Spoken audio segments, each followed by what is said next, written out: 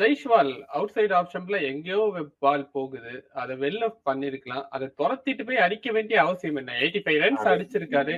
ரொம்ப நேரமா களத்திலையும் நிக்கிறாரு. அதுதான் சார், அதுதான் வந்து யங்ஸ்டர்ஸ் வந்து இன்னும் வந்து they need to learn is to show patience. Okay, அது வந்து என்னன்னா அவருக்கு வந்து என்னன்னா அந்த மைல் ஸ்டோன் கிட்ட வரும்போது சரி ரைட் குயிக்கா முடிக்கணும், ஒரு 2 4 ஒரு 6 அடிக்கணும். அந்த அவுட் சைடு ஆஃப் 2 3 ஷாட் நல்லா அடிச்சார் அவரு, அப்பர் கட் மாட்டலாம். பட் அந்த ஷாட் வந்து அதுதான் தேவையில்லை. அது that is what certain things நம்ம சுனில் கவாஸ்கர் சொல்லுவாரு, நம்ம ஈகோ கொஞ்சம் இது பண்ணிட்டு நம்ம ஆடணும்னு. So that is how they need to play. ஜெய்ஷ்வாலா இருக்கட்டும், பந்தா இருக்கட்டும், or any other youngsters coming up, they need to show patience. Even Sai Sudharsan போன வாட்டி அதே மாதிரி தான் நல்லா ஆடினாரு, ஒரு 4 அடிச்சாரு, கரெக்டா செட் பண்ணாங்க. That is what he went into the trap. அதெல்லாம் தான் the learning curve for the youngsters, because lots of youngsters, it is a learning curve for everybody.